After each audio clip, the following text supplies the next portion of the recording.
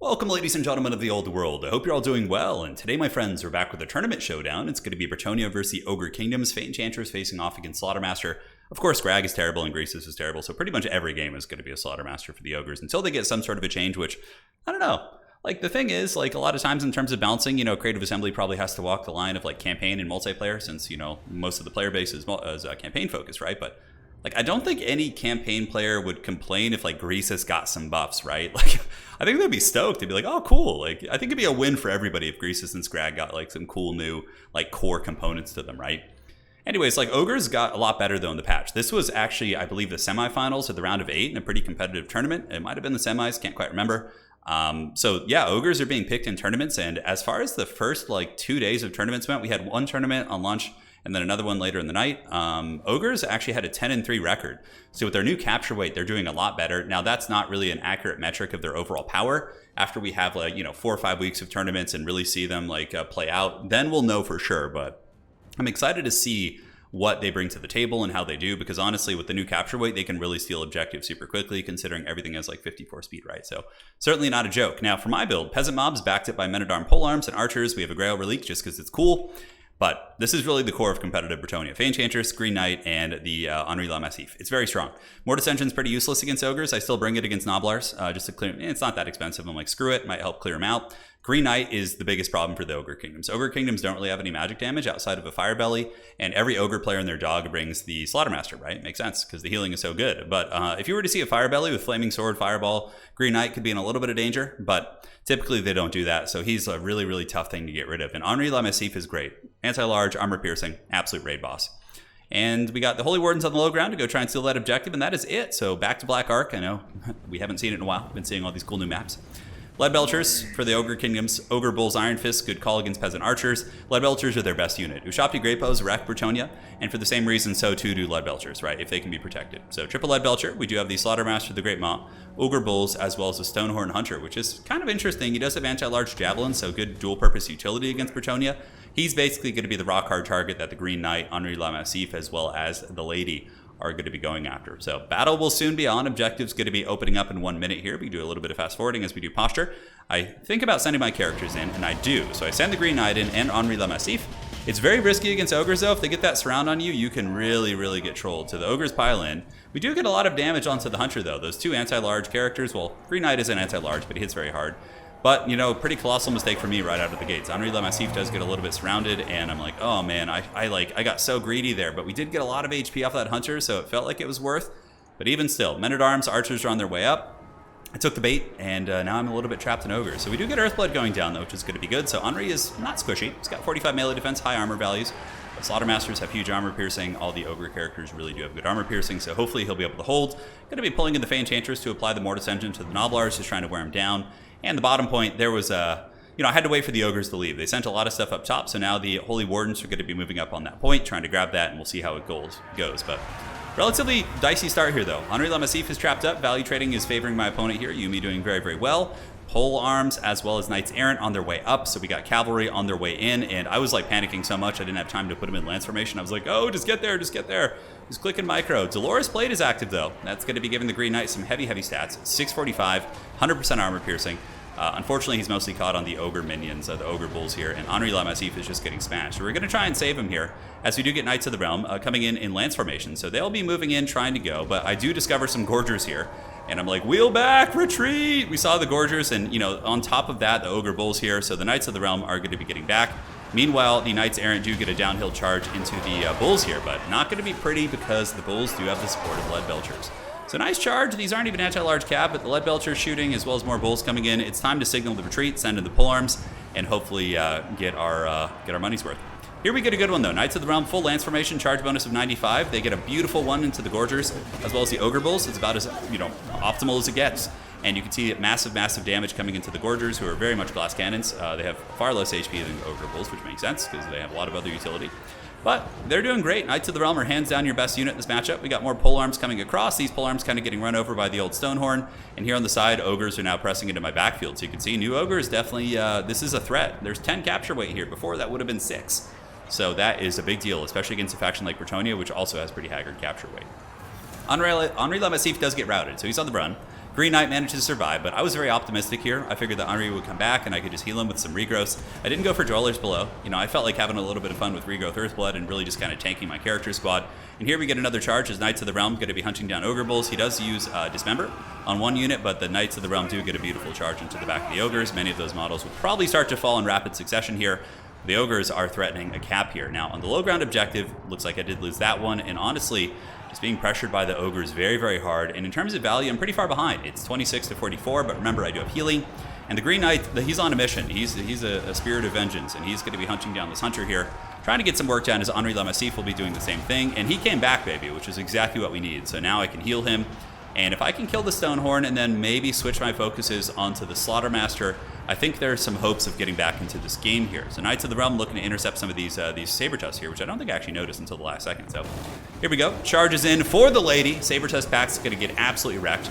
Not a good fight for the Ogres at all. You can see massive damage, and my Knights of the Realm lose a couple models in the process, but overall this is just feeding me huge value back here. Like Saber-Tusk and then Ogre Bulls. Unfortunately, I don't get the charge, but the anti-large will probably still carry me. And I do have some Peasant Archers to apply poison, and of course poison doesn't do friendly like it once did. So Enchantress draining down Noblars. Slaughtermaster's coming in for the kill here. We do have our Grail Relique, but alas, it was not enough to hold. You can see it stands alone.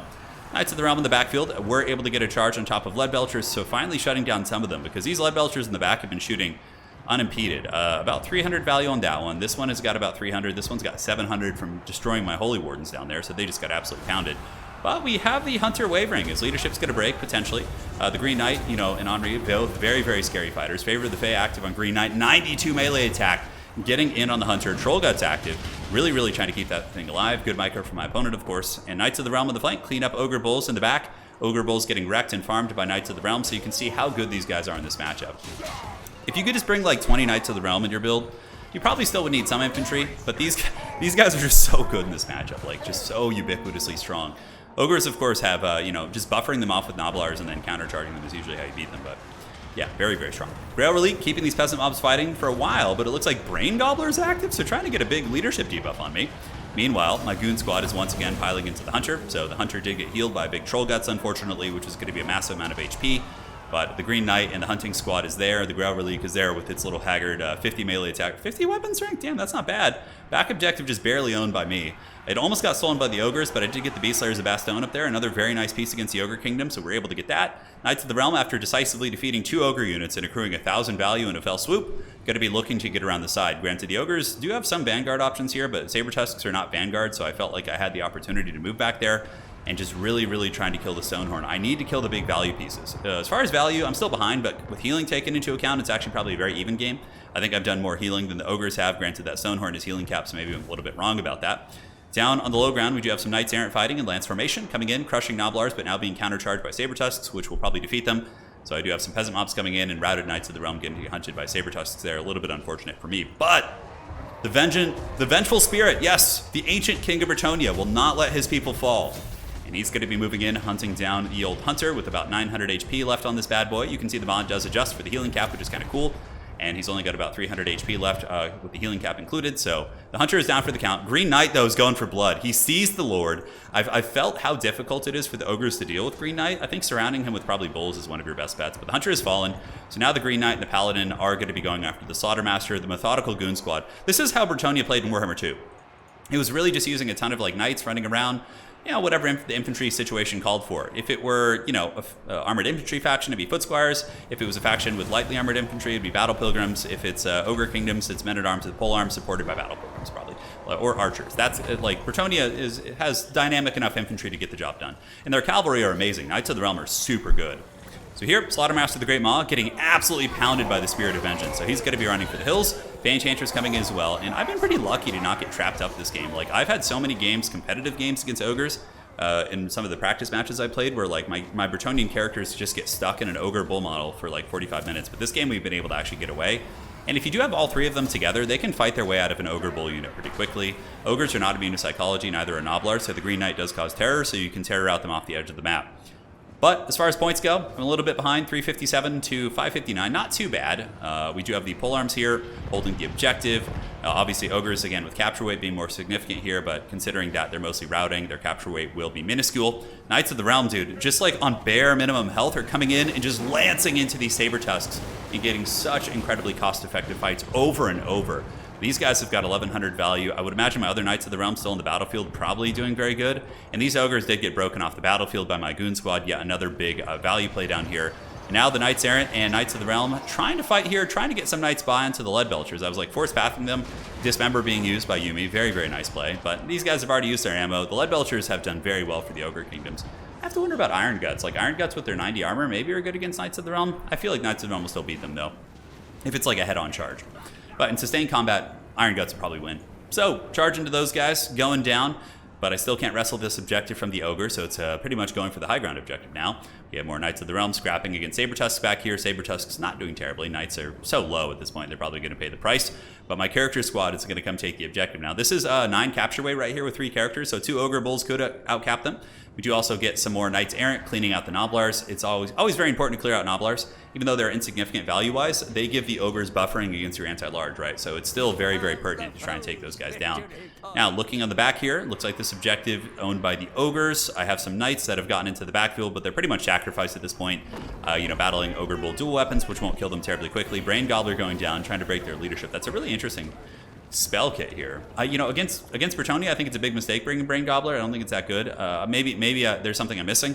I feel like against Bretonnia, you'd want not the MAW, but the Power Fist ability, just when their Knights charge and bunch up, just to like pound them. I feel like that would be really, really strong. The Knights Errant going to be surging up into the high ground, going after Noblars. Lances out for the lady, baby, as they get in there, and those Noblars get absolutely wrecked. Plowed down. Not as much damage as you would think. Those little Noblars do have 26 melee defense, and now we're going to be wheeling back to face off against the Saber Tusk packs coming into combat. Now the Ogre is going to be challenging the objective, but they've kind of lost any assets that could feasibly deal with my character squad, which is, again, how it went in Warhammer 2. Fae and Green Knight. Green Knight wasn't as popular in Warhammer 2, but there's a couple Warhammer 3 factions that have really terrible magic damage, like Ogres being one of them. Ogres are fully dependent on the Lord of Fire for magic damage. I think Greasus does magic damage, which you would think like, oh yeah, they got Greasus, he can kill Green Knight. Well, he's never going to catch him. Greasus will never be able to catch him. You could just run circles around Greasus and cycle charge him, and he would probably end up dying to the Green Knight with healing anyway, so... Yeah, but that would be the answer on paper if like somebody who just saw it for the first time, like, oh, well, yeah, an anti-large character that has magic damage, yeah, sign me up. But if Greasus had 50 speed, if he wasn't a potato, suddenly Green Knight's in a little bit of danger. If Green Knight gets trapped by some bulls and Greasus rolls up with 54 speed, it's a whole new game. Honestly, I think they should just take Greasus off his cart. I mean, I know it's not going to happen. It's a power fantasy, but just put him on, like, I don't know. The cart is just so bad. Anyways, or give him a teleport. Let Greasus, like, teleport. Or maybe like 4 Ogres can carry him and like that gives him 54 speed. There's a lot of ideas. Knights of the Realm fighting here. Value trading's pretty even. I'm down by 500, but I'm really up because of the healing. The Slaughtermaster, the Great MAW, got chased off the edge of the map, and we did kill the Stonehorn, I think. And now the Slaughtermaster has been resummoned, so he has come back from the pits. He routed off the edge of the map. He kind of explored the Black Ark a little bit, and then he came back from the other side. That's the lore, the headcanon that we're going to be having here. So Beast Slayers and Grail Relique just holding the back objective. More Lance Knights coming out, Defenders of Fleur de Lis. Now I got some pole arms making their way up to the point. We'll eventually get objective 3, and if we get 2 objectives, which we do have, we win in 6 minutes and 28 seconds, whereas my opponent will win in 10 minutes and 38. So obviously holding the 2 objectives here is going to be very pertinent. And more Gorgers come out, but Gorgers are a pretty bad unit in my experience. I'm trying to think of a matchup in which Gorgers are decent. Let's see. As like an ambushing piece against Cathay, no. Cathay will just shoot them. Dwarves probably shoot them, and Slayers massacre them. Gorgers got nerfed pretty hard, and they got nerfed in a time when there was only a couple factions in the game. You could probably afford to give like Gorgers a slight buff now, like kind of like, you don't want them to be how they were before, like defeating like Demogryph Knights, like an anti-large monsters cab, but maybe like a slight buff to them. But I don't know, honestly. Ogres feel pretty good. Like I played a couple games with them in the patch, and their capture weight and their mobility, like they're actually a force to be reckoned with now. For sure. They have their bad matchups, but honestly, I expect to see Ogre Kingdoms being a 50% win rate faction this season, which is like amazing considering they were in the pits of hell at like 30%, right? It depends, I guess, on who plays them. If you get some really high-level players who decide to start maining Ogres, that's going to be a factor as well. We'll have to see. That's kind of my theory about Greenskins too, is like if you get some high-level players who main them, they'll do better. Dismember does lower my charge bonus, so unfortunately the charge is very lackluster there. Not so erect, a little bit of a limp charge. But more Knights Errant charging into the Gorgers, who are obviously going to take that shot like champs. And here the halberds in the back are moving up onto the point, so the men-at-arm polearms will, I think, outcap mob. No, they actually have the same capture weight, I think, which is pretty funny. But I do have peasant mobs, and I do also have some Knights of the Realm coming in, so they should be able to clean off that point. And if any Ogre Bull models do come, the Knights of the Realm will handle them. So we got the high ground objective here, and you can see the capture weight is just barely favoring the lady here. So the lady's chosen. Henri Le Massif gets smacked by these Ogre Bulls, and you can see that even like basic Ogre Bull units hit pretty damn hard. Henri Le Massif actually going to die here, so he just goes down. Green Knight, obviously a raid boss, but does the Slaughtermaster do magic damage? They could give Slaughter, that would actually be a nice buff. Giving Slaughtermasters magic damage would definitely help them, but I mean, it's a very niche situation. Ethereal units, I guess Vampire Counts could use them against Ogres. There's a couple Dwarves could use the Hans, the Ethereal Dwarf Lord, but he's not going to be as impactful as like an 84 speed, you know, hunting machine, which is able to get the job done here. So, Holy Wardens are on the objective. Fire damage against the Gorgers will be good. Are they regenerating Gorgers? I can't remember. No, they actually don't even heal without Scrag on the board. So, yeah. If they had healing, I think if you just gave him like basic 0.10 regeneration, maybe that would be enough. Because, Scrag is just so janky. He's like a slower Slaughtermaster. Like, man, the Ogre Lords are just so slow. Nonetheless, Men-at-Arm polearms are on the point. Knights of the Realm are going to be hammering down these Noblars. Ogres not attempting to defend it. I think they're running out of steam a little bit. We do see a big second win coming in from the Ogres via the Ogre Bulls, as well as the Saber-Tusk packs. I guess there's a bit of a second win here, so maybe they'll be able to get something done. I mean, I don't really have much up on this point, and Henri Le Massif did go down here. We have polearms back here and polearms, so even if I do get pushed off this point, it's going to be incredibly tough for the Ogres to get the capture in time. The points are also getting a little bit tight. I'll be winning in about 3 minutes and 30 seconds here. My opponent in about 7 minutes and 40, so that's going to be very, very dicey. Enchantress draining here. Holy Wardens probably going to just go down. Like I think the Battle Pilgrims, I don't know how much I like them against Ogres, and after this game, you know, I kind of said they might be an option earlier, but I feel like the Ogre units like just really punch through their armor, or their lack of armor, so hard. You can see just massive HP damage, and that's just a basic Ogre Bull dual weapon unit, right? It's not like an Iron Gut or a Man-Eater or something.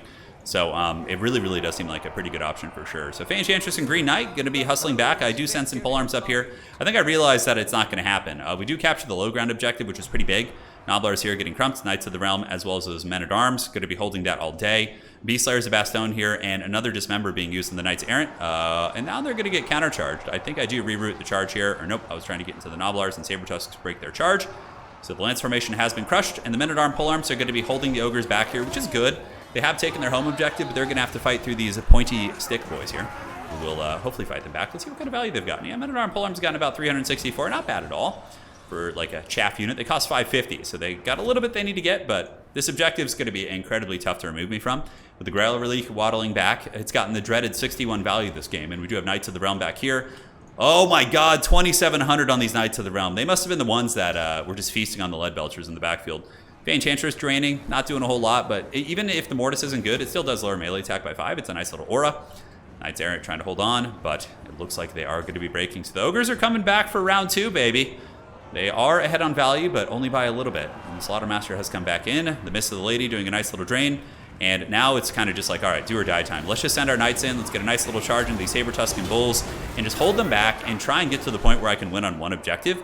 We do see the Ogres getting some Bulls down in the low ground here, trying to come and steal this, as he does see me move my Knights of the Realm away, which is a very smart play. So very, very good reactions. That's like, you know, very good domination fundamentals, right? Reacting to your opponent's kind of macro level plays. But here it seems like the Ogres are being broken upon the Lances of Bretonnia. Knights Errant are rounding, but the Knights of the Realm here continue to just farm these guys. And Battle Pilgrims will be able to hold on with the Beastslayers of Bastogne, backed up by the Grail Relic, and just sending haggard peasant mobs. They only have 2 capture weight, but I mean, every little bit counts. I was actually sweating bullets here a little bit, like getting pushed back off this objective. I wasn't expecting that. There was obviously a resource bank for my opponent where they saved, but these Knights of the Realm, 3,000 value, absolute middle linebackers, pushing back the Saber-Tusk packs, and then I do reroute my Knights of the Realm to this point, so Ogres would get this, depending on the length of the game, but they're really running out of time here, only 1,400 points. So this is a smart play, though. Rather than sending up here, you kind of just have to hope as the Ogre player that you can get it with that and get this, because it is kind of triple cap territory. So the polearms trying to fight off the objective a little bit, but they're just running, so I'm just going to get back on the point. Noblar is getting bunker busted off by the Knights of the Realm, and more Knights of the Realm are coming down here. Basically a hard counter against everything that the Ogres have brought down in this particular station. So this objective is held. Green Knight's probably going to kill the Slaughtermaster once again.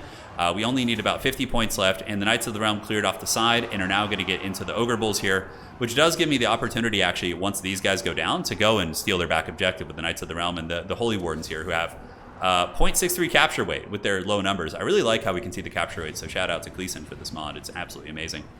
This one's getting a little bit dicey though, but I do have time, a little bit of a cushion. The Ogres will probably lose this fight no matter what down here. So eventually we would be able to kind of stabilize this point. GG, well played. Scrappy game. The Chevaliers have done it. That's always a scheme I use, but yeah, it's a fun one. Very, very cool matchup, honestly. I feel like Ogres just need to trap your characters a little bit more. It's not easy to do though. It's not easy to do, but I was sweating bullets. I mean, I was down 2,000-3,000 value in the beginning, but the Stonehorn, I would probably, I don't know, maybe cut the Stonehorn. Like, that thing just felt vulnerable to my goon squad. Granted, you know, yeah, it's a little risky. The Slaughtermaster's fine.